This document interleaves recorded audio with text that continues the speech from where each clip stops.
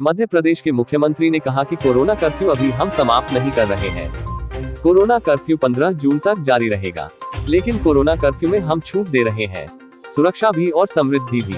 अपनी सुरक्षा भी करनी है, लेकिन आर्थिक गतिविधियां भी आरंभ करना है ताकि व्यापार चल सके, निर्माण के काम चल सके। कोरोना कर्फ्यू अभी हम समाप्त नहीं कर रहे हैं। कोरोना कर्फ्यू 15 जून तक जारी रहेगा, लेकिन कोरोना कर्फ्यू में हम छूट दे रहे हैं। सुरक्षा भी और समृद्धि भी। अपनी सुरक्षा भी करना है, लेकिन आर्थिक गतिविधियां चालू भी करना है ताकि बिजनेस व्यापार चल सके, निर्माण के काम चल सके, गरीब की रोटी चल सके, मेहनत मजदूरी मिल सके। इसलिए क्राइसिस मैनेजमेंट ग्रुप, चाहे वो हमारे जिले के हों, चाहे वो हमारे ब्लॉक के हों, वार्ड के हों, गांव के हों, उन्होंने अपने अपने हद तय किया है कि 15 जून तक कौन सी गतिविधियां चलेगी और कौन सी गतिविधियां नहीं चलेगी। लेकिन कुछ गतिविधियां ऐसी है जिन पर पूरे प्रदेश में प्रतिबंध रहेगा, और अपनी सुरक्षा के लिए, संक्रमण को रोकने के लिए वो पाबंदियां जरूरी है।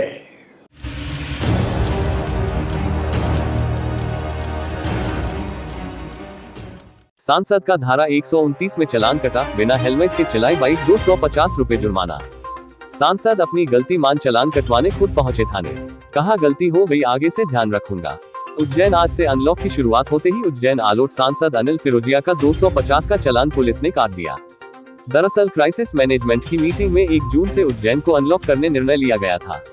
आज सुबह 6 बजे कृषि मंडी से इसकी शुरुआत हुई, जहां पर कैबिनेट मंत्री मोहन यादव और सांसद अनिल फिरोजिया ने मंडी में बोली लगाकर व्यापारियों को सोशल डिस्टेंसिंग और केंद्र और राज्य सरकार की गाइडलाइन के बारे में समझाया, जिसके कैबिनेट मंत्री मोहन यादव सांसद अनिल फिरोजिया की 2 पहिया गाड़ी पर बैठकर चल दिए। लेकिन इस दौरान गाड़ी चला रहे सांसद हेलमेट लगाना भूल गए और जब मीडिया ने उनसे इस बारे में सवाल किए तो उन्होंने सहर्ष अपनी गलती मानी और यातायात थाने जाकर अपना चालान कटवा कर 250 रुपए का अर्थदंड भी भरा। अनिल फिरोजिया और मोहन यादव दोनों ने गलती स्वीकारी। उज्जैन में आज से अनलॉक होते ही सुबह 6 बजे से शाम 6 बजे तक शहर को खोला गया, जिसमें लेफ्ट और राइट के मान से दुकानें खुलेगी। इसको लेकर आज सुबह मंडी में अपनी बुलेट से पहुंचे सांसद अनिल फिरोजिया ने मंडी व्यापारियों से बात की। वहीं कैबिनेट मंत्री मोहन यादव भी मंडी में व्यापारियों से मिलने पहुंचे।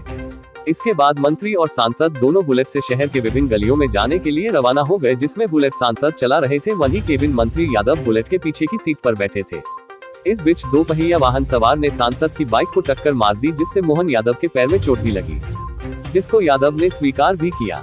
हालांकि मीडिया से बात करते हुए यादव ने भी गाड़ी चलाने के दौरान हेलमेट नहीं पहनने को लेकर अपनी गलती स्वीकारी।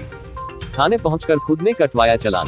सुबह जब सांसद अनिल फिरोजिया अपनी 2 पहिया गाड़ी बुलेट क्रमांक MP 092200 से शहर में निकले, हेलमेट नहीं लगाने का सवाल जब मीडिया ने उनसे किया, तो मोहन यादव जो कि गाड़ी में पीछे बैठे थे और सांसद अनिल फिरोजिया जो कि गाड़ी चला रहे थे, उन्होंने भी मीडिया के सामने अपनी गलती स्वीकार करने के बाद सीधे यातायात थाने पहुंचे, जहां पर TI पवन कुमार ने मोटर व्हीकल एक्ट की धारा 129 में बिना हेलमेट की गाड़ी चलाने को लेकर 250 रुपए का अर्थदंड किया। DSP सुरेंद्र पाल सिंह ने कहा कि जनप्रतिनिधियों ने अपना चालान कटवाकर जनता के सामने एक अच्छा मैसेज दिया है। आज जो है अनिल फिरोजिया जी सांसद को यहाँ आए थे और चालान कटवाया, कितना अच्छा इसको आप मानते हैं सर, कितना परिणाम? ये बहुत अच्छी बात है। जनप्रतिनिधि होते के नाते इस तरह का एक उन्होंने उदाहरण प्रस्तुत किया है।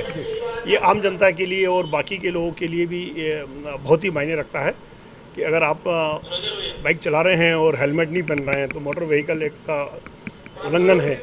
और ये आप खुद अपनी माननीय सांसद महोदय जी ने इसकी अपनी गलती मानी, खुद थाने पे आए हैं, माननीय मंत्री जी साथ में हैं, विधायक जी साथ में हैं और उन्होंने एक रसीद कटवाई है।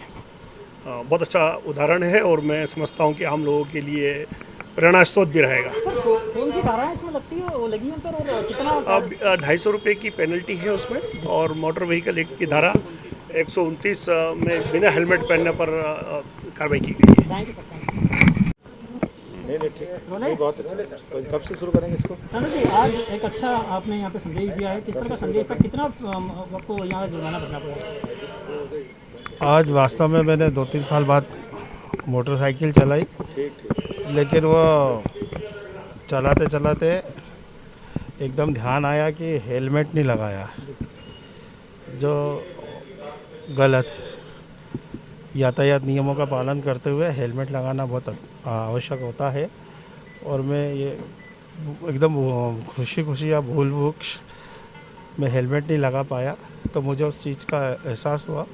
और चूँकि जनप्रतिनिधि होने के नाते जनता के प्रति उत्तरदायित्व भी है, तो अपनी भूल को वो गलती को सुधार करते हुए, कानून को मानते हुए, कानून का पालन करते हुए मैं खुद ही स्वेच्छा से, मैं और हमारे मंत्री जी आए और हमने यहाँ पे जो भी चालान की 250 रुपये का चालान कटा के, और स्वेच्छा से करा था कि जनता को संविधान का वो कि जनता को भी अच्छा एक जो मैसेज आए और कानून का पालन करता, कोई भी हो, वो कितना बड़ा भी व्यक्ति हो या कितना छोटा भी व्यक्ति हो, सबके लिए कानून बराबर है, उसका पालन करना चाहिए।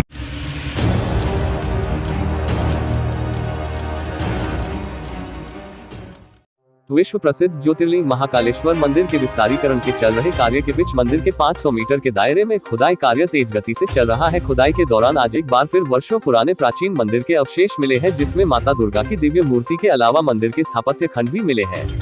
इससे पहले दिसंबर 2019 में भी 1000 साल पुराने शिलालेख मिलने का दावा किया गया था। फिलहाल मिली मूर्तियां भी 700 से 1000 साल पुरानी बताई जा रही है, जिनको महाकाल मंदिर के अन्य क्षेत्र में रखवाया गया है। सोमवार को मिले अवशेषों के बारे में जानकारी देते हुए इतिहासविद रमन सोलंकी ने बताया कि सन 1232 के मंदिर के स्थापत्य खंड मिले हैं, जो सैकड़ों की संख्या में मिल रहे हैं, उनको सहजना होगा। दिल्ली के सुल्तान द्वारा तोड़े गए मंदिर के उच्च कोटि के शिल्प खंड मिले हैं। पुरातत्वविद डॉक्टर रमन सोलंकी ने बताया कि महाकाल मंदिर में पहले भी 1000 साल पुराने परमारकालीन अवशेष मिले थे। सोमवार को भी खुदाई के दौरान मंदिर के स्थापत्य खंड मिले हैं, जो अनके की संख्या में है, इन्हें सहजना होगा। सभी हम एकत्रित कर रहे हैं। खंड को देखने से पता चल रहा है कि परमारकालीन है ये, और करीब 1232 सन के होंगे। जब दिल्ली के सुल्तान इल्तुतमिश ने जब उज्जैन पर हमला किया था, तब मंदिर को क्षति पहुंचाई थी, ऐसा इतिहासकार बताते हैं। अभी जो खंड मिले हैं वो उच्च कोटि के शिल्पकालीन दिखाई देते हैं। जो अवशेष मिले उससे ज्ञात होता है कि घन हथौड़े से तोड़ा गया, वो प्राकृतिक रूप से नहीं टूटे हैं। इसलिए संभव है कि दिल्ली के सुल्तान ने हमले में इसे तोड़ा हो। तो बता, आज महाकाल मंदिर के पीछे से भी पुरातत्व के अवशेष मिले मंदिर के अंदर। कल मुझे सूचना मिली थी विकास प्राधिकरण के इंजीनियर प्रमोद जोशी जी के माध्यम से कि वहाँ पर जो विस्तारीकरण और सौंदर्यीकरण का काम चल रहा है महाकाल मंदिर में, उसमें कुछ पुराअवशेष मिले हैं।